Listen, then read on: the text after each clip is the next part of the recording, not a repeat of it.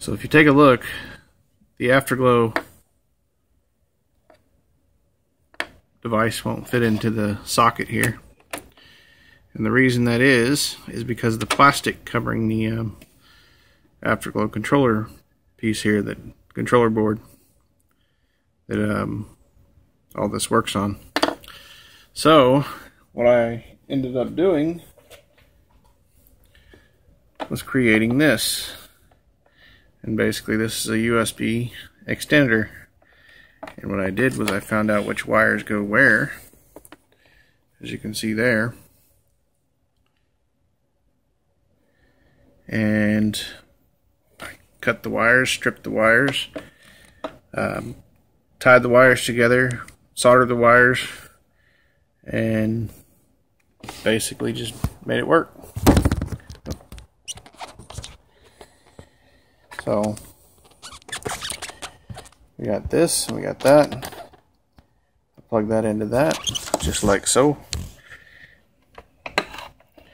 I really need a cover for that board there, because I don't want it to shock something else in that board, the controller board. But I'll get one later. That's a cheap fix, but it does work. And then this thing here, if you look at that there was a little piece on that was actually preventing it from going into the jack properly. So what I did was I cut that piece off. You can see the little plastic, or actually rubber plastic there, that's on the side there, was cut. And so now it fits perfectly, and it actually works. If you actually heard that tone, that was actually from it connecting. So anyways, one of my next videos, I'm going to try to, you know, duplicate my efforts here.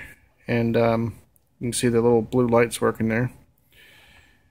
That'll actually allow whoever else to learn what I know. And technically I'm not selling it, so it'll be a good, you know, mood point for anybody that wants to do one of these. I actually pulled the USB device there out of an old desktop that I had, and basically found out which wires go where. And then I tied the wires together, soldered the wires, which is right here, that part right there, and then added some heat shrink, shrunk the wires over so there was no, you know, weak points or anything like that. And it works perfectly for now. And then later on, that piece right here will be covered. I'll get a cover for it, and basically it'll cover up to probably right here, and it'll basically just cover it just enough to where I can plug that into.